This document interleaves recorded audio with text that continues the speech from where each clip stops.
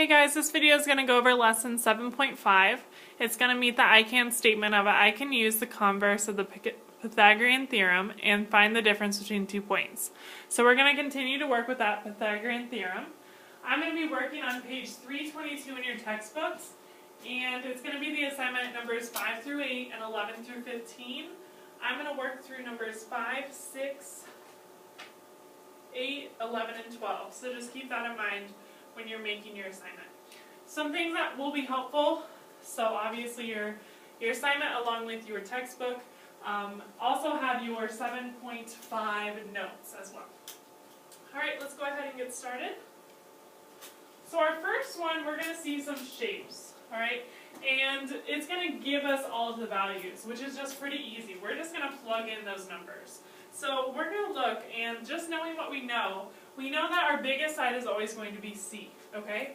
So I kind of start there. I always fill in my biggest side first. You can choose to do that. If it doesn't make sense to you, don't, okay? So I have 17 squared. It's my biggest side. And then I kind of go to the beginning because I'm kind of a backwards thinker. And I fill in my 8 squared for A and my 15 squared for B, okay? Like I said, if that makes sense to you, cool. If it doesn't, just make sure that 17 squared is going to be your C, because the biggest is always going to be our hypotenuse, okay? Now I'm going to just go through and kind of solve those. So take your calculator. 8 squared is going to give me 64, plus 15 squared should be 225, and 17 squared is going to give me 289. Now remember, I'm trying to get my one side of my equal sign to equal the other. That way I know it's going to be a right triangle. That's what we're really looking for. So I'm going to add these up, and I'm going to get 289 equals 289. So I actually put these here on, these are for later in your assignment, so if you wrote what I did, I was just jumping ahead of myself. So 289 equals 289, so I now know that it is a right triangle. Honestly, guys, these couple problems, 5 through 8, are going to look exactly like this. You're just plugging in numbers. They give you the numbers, you're plugging them in, and you're determining whether it is a right triangle or not. Alright, let's go ahead and hop to 6. So it's the same kind of thing. I have a triangle given to me. It looks a little bit different than the other, but that doesn't mean it isn't a right triangle, but we got to figure out if it is or not. Okay, so I'm going to go through my same process. So I'm going to do it the opposite way in case this makes more sense to you. I see 8 and 8.5, okay, and I see 11.5. So I know 8 is going to be my smallest, so I'm going to start it here. Going to go to 8.5. And remember, you're squaring these numbers. And then I'm going to put 11.5 as my hypotenuse because that's my biggest value. Okay? Take your calculator if you don't already. And 8 squared is going to turn into 64. Plus 8.5 squared is going to give us a decimal, but it's going to be 72.25 equals 132.25.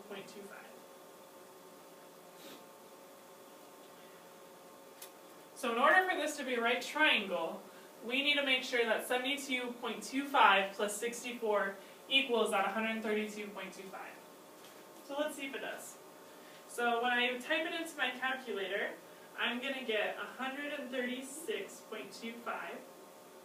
and I'm going to set that equal to 132.25. Now that is not a true statement, so I now know that this is not a right triangle.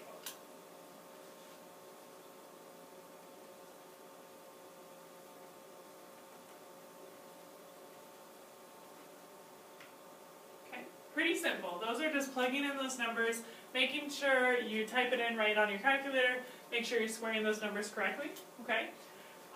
So literally 5 through 8 are exactly like that. Go ahead and take the time to finish those up with those examples. If you have any questions, let me know, but I'm going to go ahead and continue on to number 8.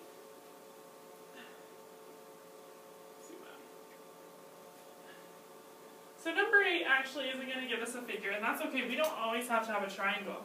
This is just going to give us some measurements, okay? And it's going to give us 14 millimeters, 19 millimeters, and 23 millimeters. And it's okay. All we do is we do the same process. Sorry, got ahead of myself again. And we're going to plug it in. So we're going to use a squared plus b squared equals c squared. I'm going to just go in order here. So I have 14 squared plus 19 squared equals 23 squared. Alright, let's go ahead and solve some of those. So I'm going to get 196 here plus 361 equals 529. So I need to know if it is a right angle or a right triangle. 196 plus 361 is going to equal 529. Let's see if that's true. So when I type those into my calculator, I'm going to get 557. So I do know that 557 is not equal to 529. So this is not a right triangle.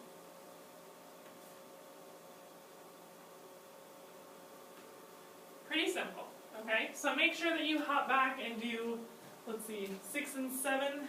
Did I do 6?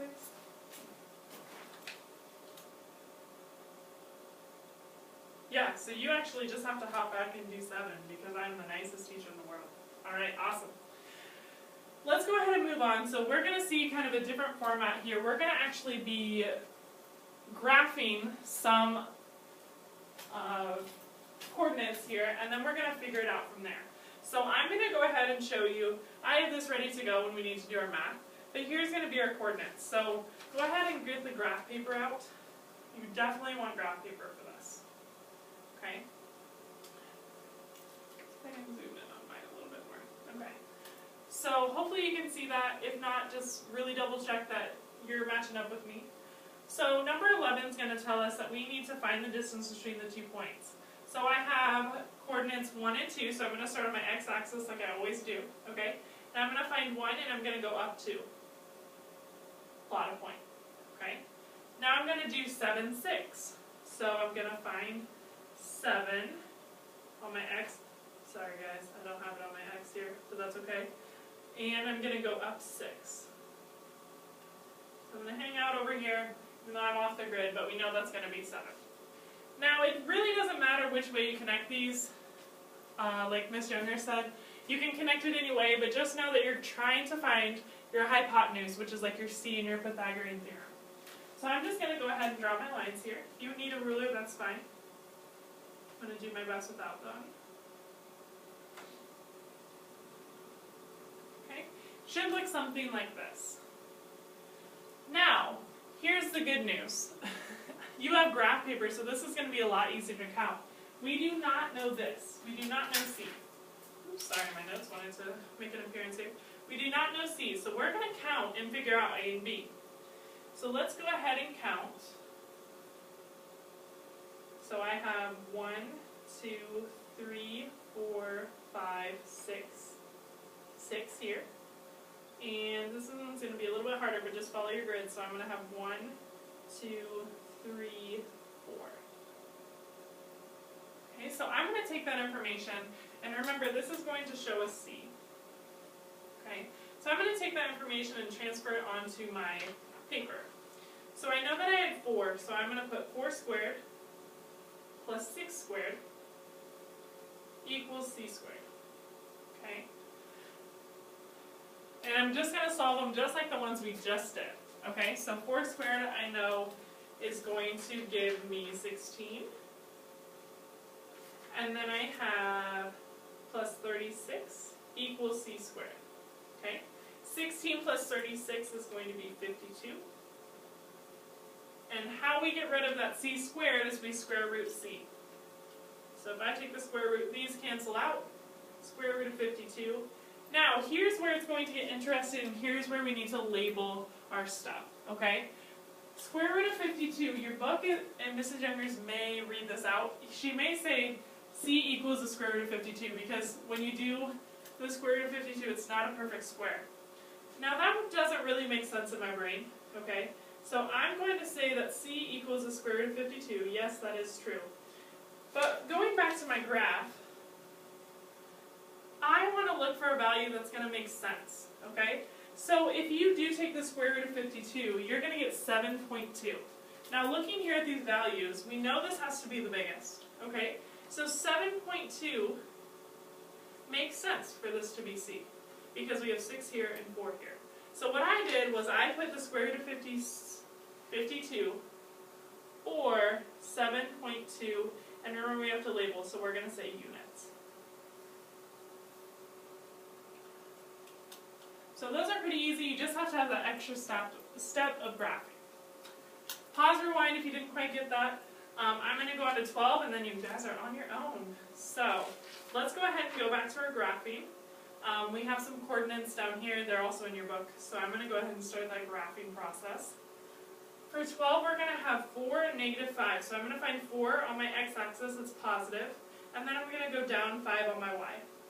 So I should have a point right about here. And then I'm going to do negative 1, so I'm going to find that on my x-axis. And I'm going to go up 7. Huge space here, so this one you definitely might want a ruler. I'm going to live life on the edge and not use one. Okay, we're going to make that into a triangle. So I'm going to connect my big hypotenuse, or C. And then I'm going to just use my grid lines to follow the rest. Make that into a full triangle. So it should look like something like this, okay? Now grid lines are going to really help us on this one because it's a lot of counting. So I'm going to zoom in here just so you can see what I'm doing here. So I'm going to start here and I'm going to count. I'm going to go 1, 2, 3, 4, 5, 6, 7, okay, 8, 9, 10, 11, 12. Okay, so I got 12 for this one. Now I'm going to do the same thing down here. I'm going to go 1, 2, 3, 4, 5. Perfect. So zooming out should look a lot like this. Let me move this down a little bit. Okay. Ignore this one, sorry.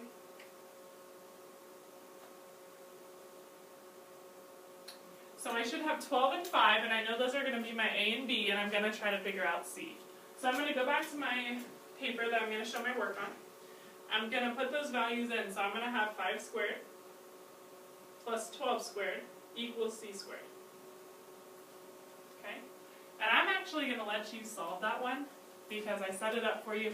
This one, I will tell you, is going to be a perfect square. The remainder of your assignment is going to work the exact same way. You need to graph those, use that graphing paper. And I know you can do it. Thank you.